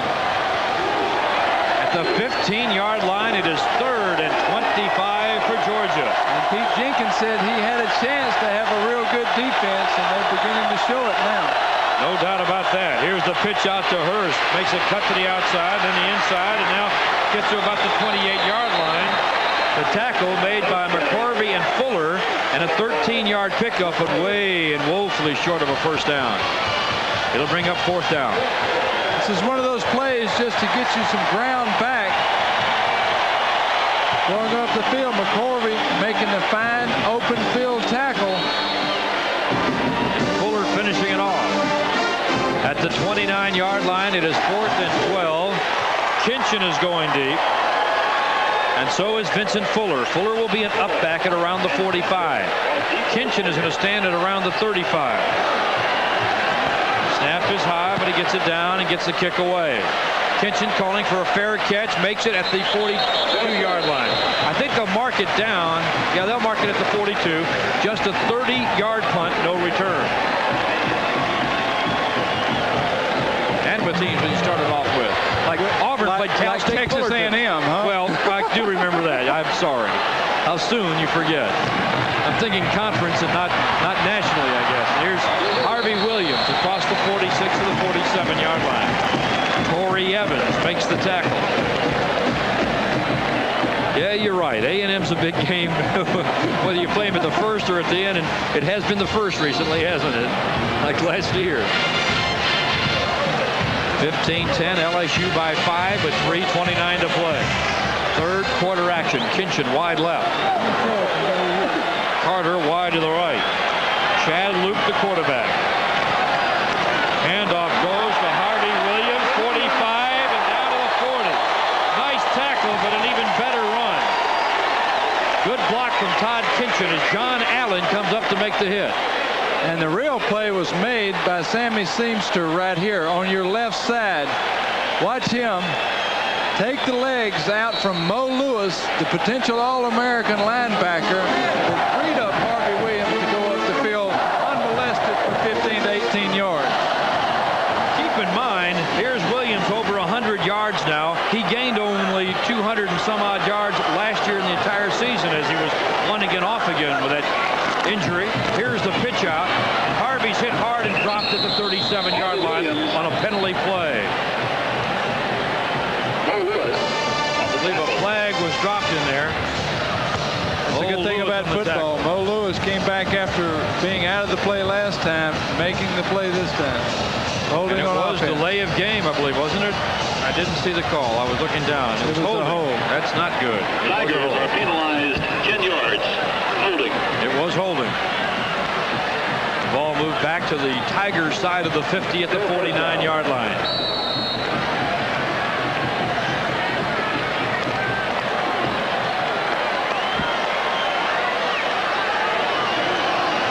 .2:28 to play in the 3rd. First down 20. LSU leading at 15-10 at their own 49-yard line. Luke, nice play action. He'll roll right and throw. Has an open receiver. Leaping catch to the 45, 35, and a first down. No, it won't be a first down for the Tigers. Close. I was looking at the first down marker because it was 20 yards to go, and I looked at the wrong end of it. Todd Kinchin coming again with a great play. You see Luke rolling to his right. Counter gives a little extra time for Kinchin to get downfield. Finds the seam in the zone. Once again, fine runner after he gets the ball. And that puts Todd Kinchin at 100 yards. It has been a balanced attack for LSU tonight, on the ground and in the air. In the first half, it was just about even. In this 3rd quarter, it has been just about even. Straight ahead with Seamster to about the 33, where Mo Lewis wraps him up. You've got a runner over 100. You've got a receiver over 100. You can't ask for much more out of an offense to get a balanced attack like that. Watch Mo Lewis on this. Coming into the inside. Reads the play well. Doesn't afford the opportunity to tackle to get the block on him. A big play coming up. 3rd down and 2. Coming out wide to the left is Tyke Tolbert. A setback off to the left is Williams, and Wyndham in the backfield. It'll be Calvin Wyndham trying to sprint to the outside. Gets inside the 30 to the 28, and that's enough for a 1st down. Mo Lewis on the tackle, but not until the Tigers had gotten that 1st down with Calvin Wyndham. Here's another look at it. Darrell Williams leading on the block. Wyndham's good speed, knows where the 1st down marker is. It comes on up. Lewis reading the play. Here's Williams making the block on him. Allows Wyndham the opportunity to get a 1st down. 1st and 10 at the 28-yard line. Chad Luke drops and then hands off on a draw. Wyndham breaks tackles and runs it down to the 14-yard line. Another 1st down for LSU at a 14-yard pickup. Chad Luke was not expected to play tonight. He was listed as a 3rd-team quarterback behind Mook. Mook gets hurt, and he has had a fine game. He has. It shows you the diversity of these quarterbacks. They're all good players. LSU's got an excellent squad as you watch Calvin Wyndham going up on a delayed draw for 14 yards. Good play. They're all good players. It's just that we've been so programmed in to watch Tommy Hobson play that we've not seen these other kids, and we really haven't heard a whole lot about them. This should be the last play of the quarter, and it will be. A handoff to Williams, but nowhere to go. He dove forward for a couple. Torrey Evans, the inside linebacker, coming up to make the tackle, and that will do it here in the 3rd period.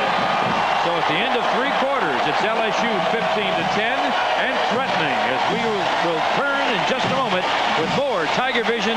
3rd game in a situation like this when it's 90 degrees and 90% humidity, and he's cramping up a good bit into the 4th quarter. A 5-point lead for LSU. 2nd and 10 at the 14 on a hot night that started out at 93 when the first kickoff went up. No! Lobs it out there in dangerous territory, and it goes incomplete.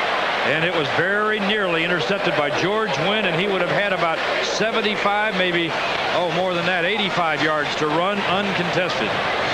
And probably could have turned around and run back before anybody was able to catch it. That was close. I know that Chris Mook is very disappointed, but he is expected to return sometime during the year. He had broken an ankle on Tuesday. On 3rd down conversions, the Tigers are 8 for 11. Luke getting a chance to play, a redshirt freshman at quarterback right now, and Saul Graves has had a good ball game. It's just that Mike Archer is trying to get 2 quarterbacks some experience for tonight. In the corner, incomplete. It was close. John Allen on the coverage. John Allen was rushing. John Allen, 44, was putting the pressure on. Misread that. And in the corner, Todd Kinchin very close to pulling that one in. It is now a 4th and 10.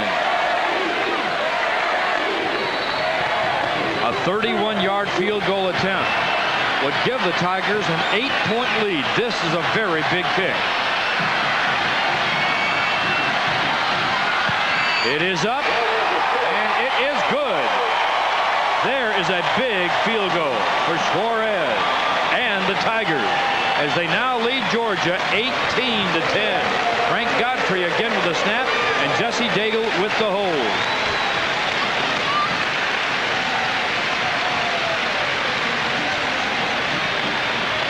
And with a score of 18-10, let's take a look at the Piccadilly big play of the 3rd quarter.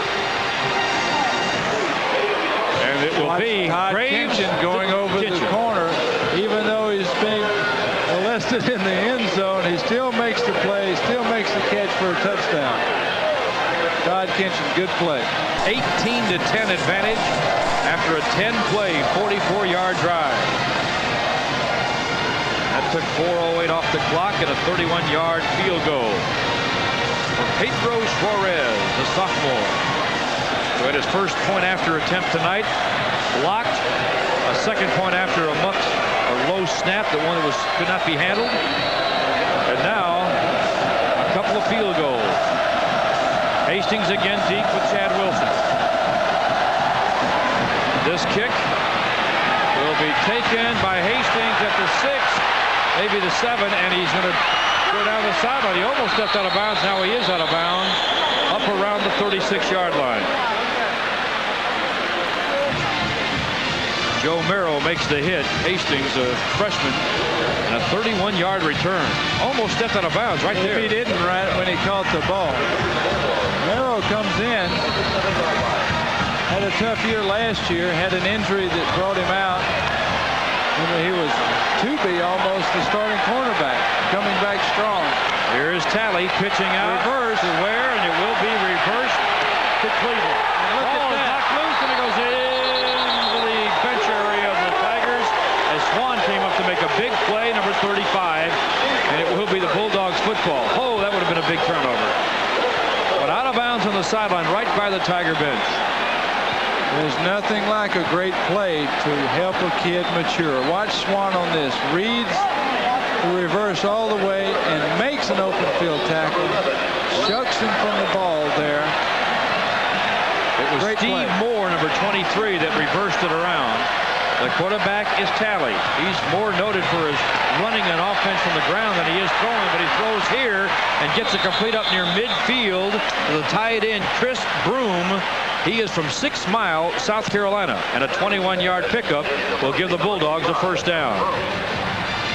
1,330 yards isn't bad, but he's more noted not for his passing, but for his running of the ball from offensively.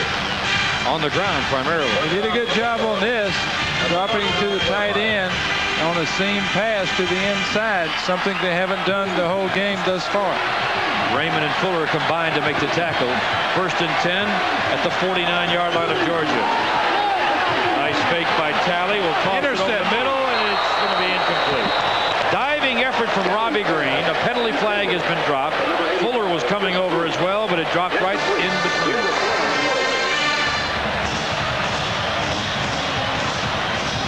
Talley dropping back, simply overthrows the tight end this time. Over and behind him. He was open. Here's the walk-off to the 39-yard line. A holding call against Georgia. That pleases Mike Archer. Ball at the 39. Georgia now edging up in penalties, 8 for 83. The Tigers 9 for 90. Both coaches will lament that at the end of this game. They'll be very upset with their teams and the number of penalties against them. Talley to throw again. This time he's got Hummings. This tackle, and Hummings is swarmed under it around the 43-yard line. Not enough for a first down. Missed it by about a yard. There could be another hold against Georgia. A flag is back at the 35-yard line. And it will be another holding against Georgia, nullifying a big play. Talley dropping back. Sees Hummings over the middle. It would have been a 19-yard pickup. Excellent runner after he gets the ball. Now Ray Adams and Vincent Fuller check in. Mike Hewitt will check out. They'll go to the nickel D. And here's a look at the hold possibly. Ray Goff is not happy. He's asking about it. And here we go with a first down and 30 now for Georgia back at their 29. Hastings in motion. Quick pitch, Hurst. And the freshman breaks one tackle, gets out to the 35-yard line. Vincent Fuller, the strong safety, came up to make the tackle. 13:23. The clock is moving. That's all that's left in this one. With LSU leading it 18-10 in Death Valley. Here's a look at the hold here. We'll try to find it. Maybe that's it at the bottom. Looks like it's on Boutte, pulling him down from behind. Looks like that was Bill Rosenberg, the left tackle, a sophomore, that pulled him down. Now we're back to live action, 2nd and 24, and Talley with a short drop. Goes to Hastings, or make it Hummings, and Hummings makes the catch near the 44-yard line where Ray Adams was there to make the tackle. Adams has a big interception tonight that led to a field goal that gave the Tigers a 15-10 lead. And the Tigers right now leading at 18-10 as a result of another field goal by Juarez. Warming up on the sideline, Saul Gray. 3rd and 16 for Georgia. Cummings goes wide left. Nope, now they'll swinging back over to the other side. They're going to put Evans wide left. And now there is some confusion. And a timeout called by Talley and the Bulldogs. And we'll take a local break here, and we'll do that right now. 3rd down and 16. Dropping to throw. Talley lobs it underneath and gets enough for a completion, but did he get enough for a first down? No. Mitchell on the catch, a tight end. He gets 15, but needed 16. He was open enough to get it. Talley just kind of soft touched this one. Talley drops back. He fell down on the play. Mitchell just fell down. It is 4th down, and they're going to go for it. 4th and about 2. A long yard and a half. Big play time. 4th down. 11:42 to play. Hastings in motion. Pitch out Hurst, the freshman. Yes, first down to the 37-yard line. Swan makes the tackle for LSU. Oh, we got a humdinger of a game here tonight in Tiger Stadium. Hurst coming around his left side. Swan has to contain this play. You see him coming in there late, but not quite in time to stop the push to keep from getting the first down. 11:22 to go, and it's 4th quarter action you're looking at live on Tiger Vision. First down 10. Bulldogs at the 37.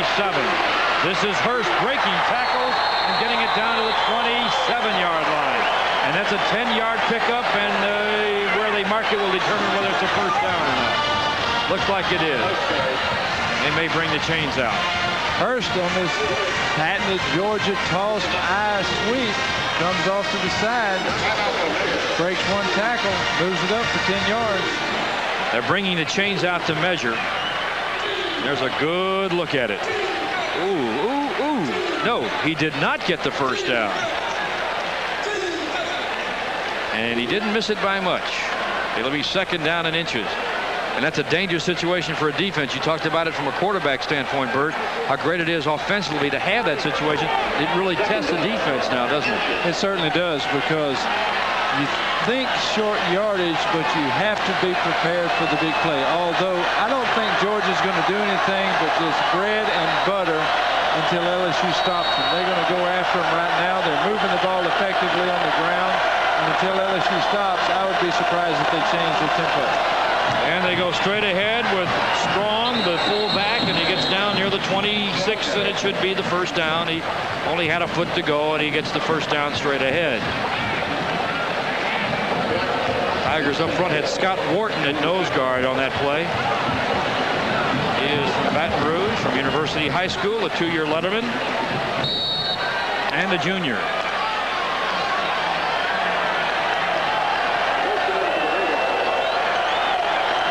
Now 1st and 10 at the 27. Quick pitch. Hurst again. Oh, he's popped hard at about the 23-yard line.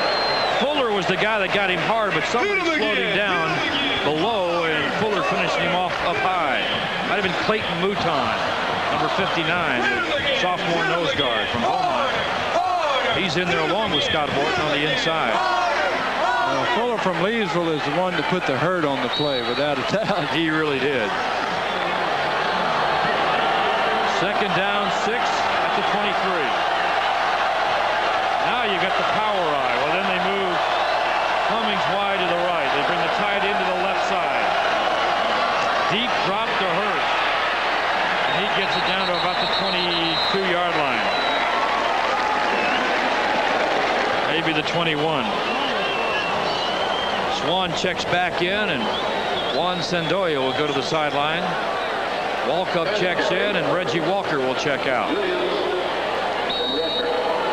for the LSU defense. 9.5 to play in this one.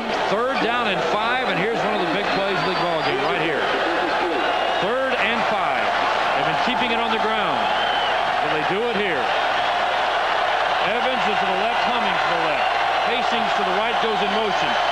with 3 wide receivers to the left side. Nowhere to go. Talley couldn't find anybody and ate it. Got back maybe a yard loss on the play. And it'll be a 4th down now and 6. And the kicking unit is coming on. Clayton Mouton wrapped him up with some help from Scott Wharton. Dropping off to the right. Finally figured out the flood pass on that. Hastings moving in motion to the left. Corey Raymond was there to stop it. Nowhere to go with the ball, so he tucked it and ran. A 40-yard field goal attempt for one of the best in the conference, if not the country, John Casey. It is up, and it is good. And this guy can kick them. There's no doubt about it. We have an 18-13 ball game now in Tiger Stadium. A 5-point lead for LSU. As the Bulldogs get a field goal here in the 4th quarter. Matching the field goal earlier of Pedro Suarez. The LSU Athletic Department wants to make it possible for families to watch, to catch the Tiger spirit. And he will be in there now, and he is deep on the far side, number 33. Slip Watkins is deep on the near side. It'll be Beckham way back in the end zone. Kick. That was a boomer, and it was all the way to the back line of the end zone. And Beckham had no chance to return that one. So the Tigers will have it, 1st and 10 at the 20-yard line. A scoring drive for Georgia, 12 plays, 41 yards. Not a lot of yards, but it was effective enough to get 3.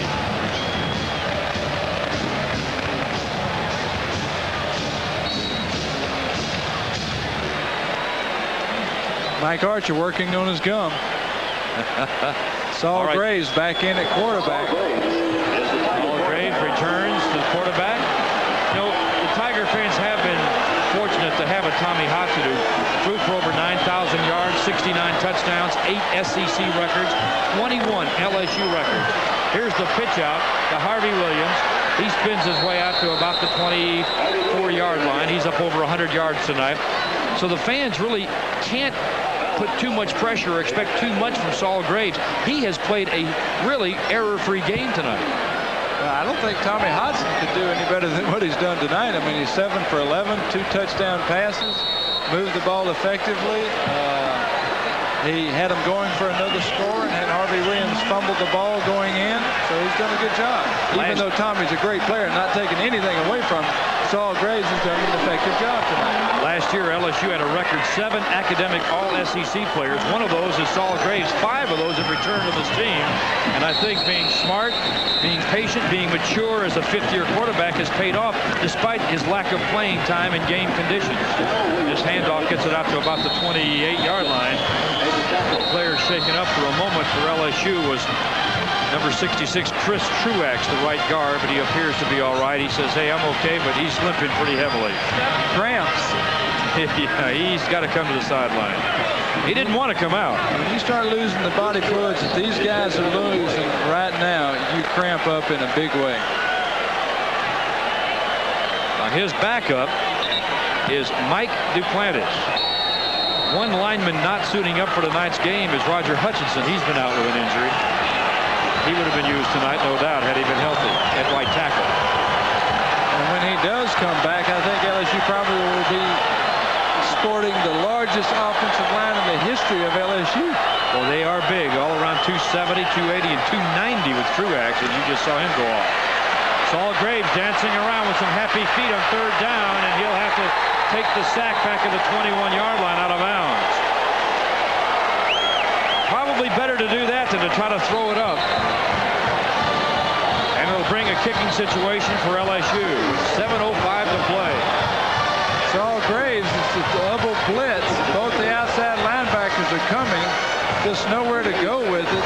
Protection was good enough. We just didn't have any open receivers. I want to tell you, Calvin Wyndham did a good job of blocking in that situation, didn't he? Yes, indeed. All right, Georgia with a man deep at around the 43-yard line. Griffin's ready to kick. You remember the last punt?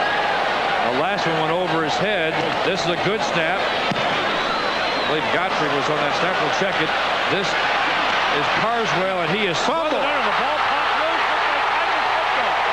Is he going to be ruled down? They're ruling him down at the 50-yard line. They're ruling no fumbles.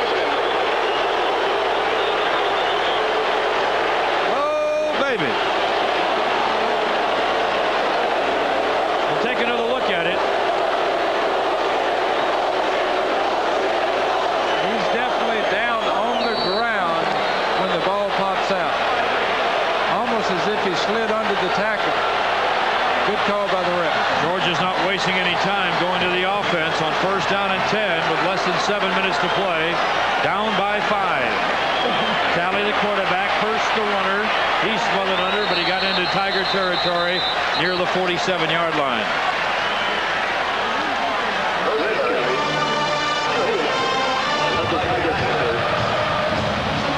The clock moving at 6.5. The ball at the 47-yard line. Talley did not play in the first 3 quarters. Came in here in the 4th for Preston Jones. Jones, a sophomore, is considered the more of the passing quarterback, but Greg Talley's been putting it up on occasion here as well. Well, Talley started every game for Georgia last year, so he's not an inexperienced player. He normally last year was their starting quarterback. A 2-year letterman and a junior. And here's a play-action pass over the middle, complete. Hurst, the receiver, 35 down to the 31-yard line, and a 1st down for Georgia on a 16-yard pickup. Anthony Marshall and Ray Adams combined to make the hit. Wayne Williams goes to the sideline, and Corey Raymond checks in for him. Greg Talley showing poise back there. Play action pass, looking for a deep receiver, but comes back, checks off, hits Hurst right over with a dump pass, but turns into a big gainer for Georgia. 1st and 10, 31-yard line. High backs for Georgia. Quick pitch, Hurst. Seeing a lot of action. He wants to throw. He's in trouble. He'll be smothered. No, he gets away. Still loose, and then he's decked at the 42-yard line. Finally knocked down by Mike Hewitt. A loss of 10. Watch this as Hurst gets the football. Hurst running around, patented Georgia pitch sweep, but pulls up to throw the ball. Realizes it's a pass, loses it on his retrieve, but maintains good balance, keeping it up. How in the world he stayed up through all that, I don't know. 2nd down and 19. Mike Hewitt nails it. Wideouts left and right. Handoff straight ahead, nowhere to go, but he finds a way and gets out to about the 35-yard line. How he escaped, I don't know, but Max Strong ran strong, and he gets it down to the Tiger 35, where it'll bring up 3rd down and about 14. Strong is just a delayed blitz, delayed draw type run. Keeps his feet, turns it up the field, makes something out of nothing. Coming out wide to the left now is number 4, Kevin Maxwell, on 3rd and 14, and now it looks like too much time. Something's wrong. Nope, not too much time. A timeout for LSU has been called. The Tigers not liking the defense that was on the field for the offense that was being displayed. Called a quick timeout. Probably a great call there, because on 3rd and 14, you want to have the right personnel on the field. We will take a timeout here with 4:15 to play. 18-13. Tigers by 5.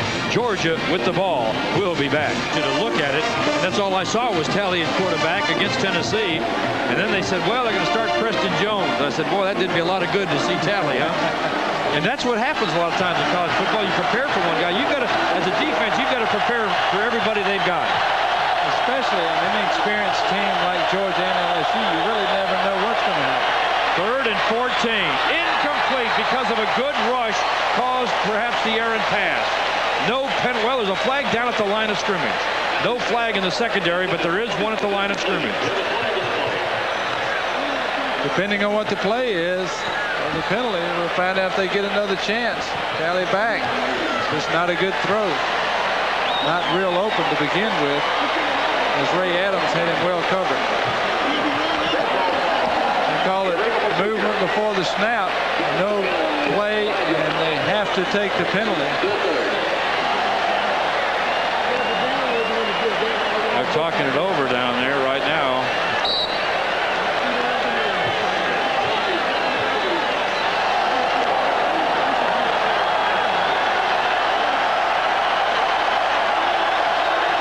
Here it is, 3rd and 19. 3 receivers to the left.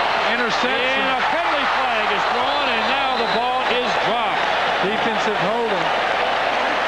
Corey Raymond saw it come right into his hands and out, but a flag was being thrown as the ball was coming down. You might see the flag in the screen here. Alley's right there, just overthrows him. Looks like Walkup playing from his linebacker position. David Walkup in an unusual position and having to cover a receiver in a slot, isolated by himself. Reverts to a hold to try to stop it. Unfortunately, the back judge caught him doing it. First down, Georgia. Big play against LSU. No doubt about it. It has been the penalties that has been the big black mark tonight against the LSU Tigers. Each have 11 penalties. They're about even on the yardage, but it is one category both coaches will talk about after this one. Here's Hurst, can't squirm away. He does squirm his way for about 3. Anthony Williams finally dragged him down with Mike Hewitt. Hurst is a hard-running little running back. He's not that big at 190 pounds and about 5'10". You see him taking hits everywhere. Hewitt can't deliver big enough blow to knock him down on that play. Tough running back. Quick pitch out. Hurst again, the freshman. Dives forward to about the 23-yard line. It will bring up a critical play. 3rd down and a long 2. Wayne Williams on the tackle, number 23. We're down to 3 minutes and 18 seconds. The clock continues to move. It will be 3rd down 3 at the 23. Well, you talk about some big plays, Bert. This is one of them. All of them are big in the 4th quarter, but especially a 3rd and 3. Leading by 5 points. Georgia has to score a touchdown on this drive. Put Broom on the right side. He's the tight end. High backs, quick pitch Hurst. Behind Ellis. Big play Hewitt. Mike Hewitt came up to make a big play. Had help from Juan Sandoya. What a game Mike Hewitt has had tonight. A redshirt freshman starting his first game in college football, and he has made his presence known on this Tiger field. Tall sweep. Georgia's known for coming around the right side. Mike Hewitt coming around, making the play, fighting off the defender. Great play. And Corey Raymond coming up to help along with Juan Sandoya. And back at the 25-yard line, it is 4th down and a long 4. More like 5 yards to make. That's where an experienced running back would have understood that this is 2-down territory. Get what you can get on that first play. Turn it upfield.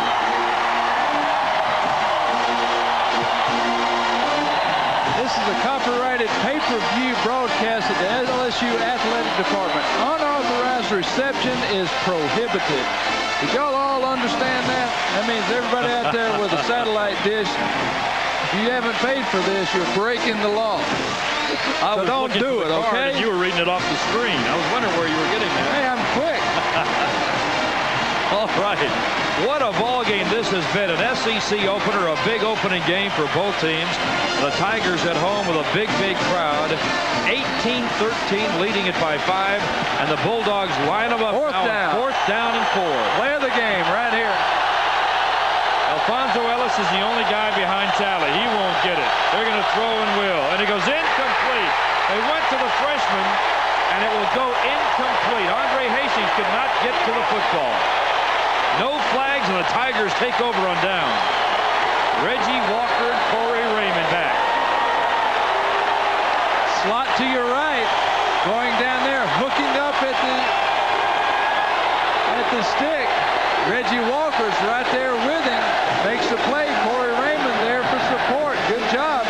Throwing to the wrong man, but going for the first down.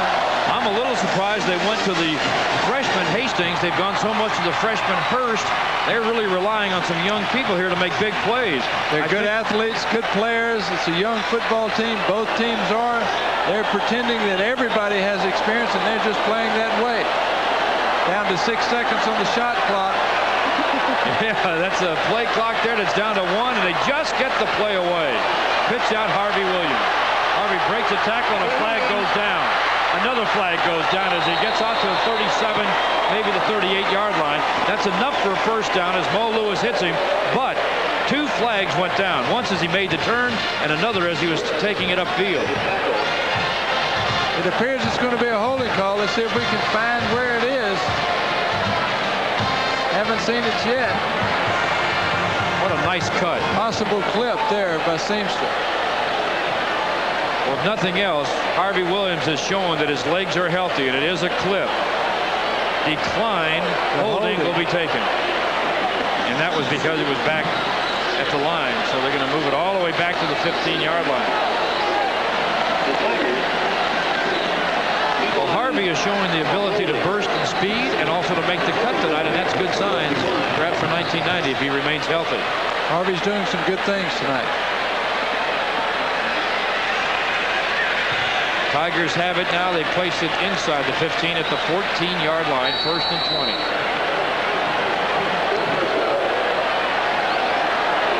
Now they edged it up beyond the 14, but just short of the 15. Officially, the 15-yard line. Graves on a deep handoff to Williams, breaks a tackle in the backfield and gets out to about the 16-yard line. Pretty good play defensively, but just couldn't hold on to him. Clock's down to 1:50 now. Robert Bell, I think, got a hand on him, but couldn't bring him down. One hand will not bring Harvey Williams down. Now Brian Jenkins, the tight end, will check in. Wesley Jacob, a wide receiver, checks in. You see him there with Saul Graves. Going out of the lineup now is Todd Kinchin. Georgia has one timeout remaining, as does LSU. Down to 5-4. 1:23 to play. Pitch out. Williams outside of the 20. Don't go out of bounds to the 30. And the clock will continue to run, I believe, because he did not get out of bounds. They got it out to the 30-yard line. Not enough for a first down. Corey Evans and Mike Jones make the tackle. We'll take another look at it here. Harvey Williams getting the speed to the outside and does a good job staying in bounds, keeping the clock running. Less than a minute to go. 3rd down and 4. A 5-point LSU lead over Georgia. 47 seconds. Harvey with 123 yards tonight. Taking a lot of time, making that clock go all the way down. 37 seconds. 36-3 on the play clock. They pitch out to Harvey. Touchback. Look at that move. Gets the first down up around the 38-yard line on a big move by Harvey Williams. There's 28 seconds remaining.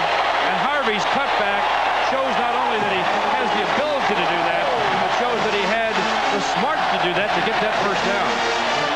Harvey Williams coming back, I hope, to the performance and style when he came to LSU. Turns it back to the inside on that pitch sweep. Keeps the clock going down to 15 seconds. And it should just about ice it for him. 11 seconds, 10. 6 seconds on the play clock. Down to 6 seconds now on the game clock. 2 seconds, and there's the last play of the game. Saul Graves will take the snap and just kneel it down, and the Tigers have won it. There's 1 second on the clock. There's 1 second on the clock, but everybody's on the field. The referees are running off. The referees are running off. Now the clock has gone to 0, and it is all over. They kept that 1 second up for a while, and that scared me. The Tigers have won it 18-13. What a way to start 1990. Woo! We talked about it at the top of the show, that the Tigers had a chance here to grab the lead in the SEC, had a chance to bring back prestige to the purple and gold, and they've done it with a big victory here tonight. We're going to take a look at the Piccadilly big play of the 4th quarter. And here it is. Georgia will have the football, and it is 4th down. They're going to go for it, down by 5. Slot to the right. Reggie Walker in the slot. Corey Raymond in position. Throw it for the first down. Both of them are there. Did not get the first down. Reggie Walker and Corey Raymond came up with a big play of the night. That was the Piccadilly play of the 4th quarter, but it also happened to be the play of the game.